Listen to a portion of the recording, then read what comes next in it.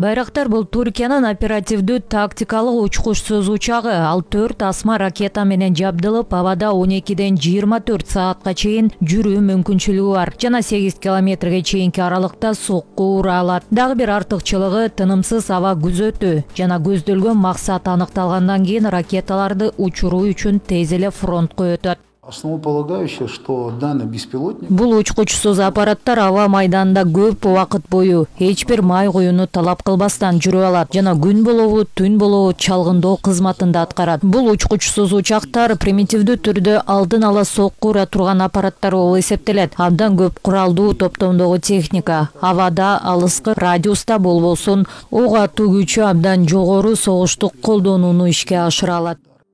Жакында бизде ушундай учкучу жок учуучу аппарат менен камсыз болобуз. Кыргызстан Түркиядан байрактар учкучсуз учуучу аппараттарын, ал эми Россиядан Орлан 10E комплекстерин сатып алат. Бул үчүн атайын каражат бөлүндү. Мамлекеттик бюджеттин акчаны төлөдүк. Азыр бизге Турцияда жасалып атат беспилотниктер, байрактар. Бул дүйнөдөгү мамлекеттерде 5 эле мамлекетте бар экен, ошолордун бирөөсү биздин мамлекет болот. Жакында алда келип түшөт биздин мамлекетке. Андан сырткары мына Россия мамлекетинен дагы беспилотниктер сатып алып атабыз. Орлан 10E деген. Ага дагы мамлекеттерден акча бөлүндү. Бүгүнкү күндө өлкөнүн башкы милдети тышкы коркунучтарга тиешелүү жооп кайтаруу. Бул үчүн заманбап жогорку технологиялуу армияны түзүү зарыл. Тактап айтканда, акыркы үлгүдөгү учкучсуз учактар жана куралдын жаңы түрлөрү менен өлкө жабдылышы керек. Дал ушул максатта көрүлгөн аракеттер ишке ашты.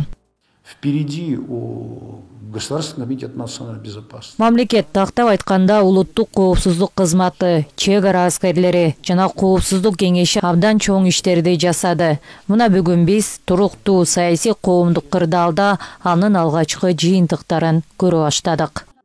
Тышкы коркунуч менен болгон кырдаалды эске алуу менен өлкөнүн аскердик техникалык базасын толуктоо туура чечим болгонун эксперттер белгилешет. Бул жабдуулар биздин чек аранын кооптуу аймактарында күнү түнү зарыл болгон көзөмөлдү жүргүзүүгө мүмкүндүк берет. Өзгөчө Баткен, Ош облустарында. Мына биз көрүп атабыз, бүгүн убакыт келди. Чек арада тынч эмес, Афганистанда Талибан кыймылы келген. Ошол үчүн биз өзүбүздүн мындай айткандай чек араны бекемдеп, ошол жерде чек арада иштеген, анан кийин служба өткөн кызматкерлерге биз жардам беришибиз керек. Убакыт келди. Президент эң негизги ошол максаттарды коюп атат. Анткени 2022 жылдан баштап пландаштырылган ушундай эле бюджетке коюлган максаттар бул биринчиден ошол снайперский винтовкаларды алуу, анан сырткары беспилотниктерди алуу, бул деген ошол чек араны көзөмөл жүргүзүү, ошол жерде мындай айтканда жаңжалдар чыгып кетпесин деп максатында бекемдеп шарт түзүп атабыз да. Аскердик техникаларды сатып алуу башталды. Кече Баткен облусунун чек ара аскер бөлүктөрүнө 40 даана зооттолгон аскердик техника тапшырылды. Аларды сатып алууга 300 миллион сомго жакын каражат бөлүнгөн. Белгилей кетсек, өлкөнүн эгемендүүлүк тарыхында биринчи жолу аскердик техника толугу менен бюджеттин эсебинен сатылып алынды. Муну баары мамлекет башчынын өлкө казынасын толтуруу боюнча активдүү чараларынын натыйжасында мүмкүн болду дешет эксперттер. Рахат Кыдыр Токтоева, Улукбек Абдиев, ЛТР, Бишкек.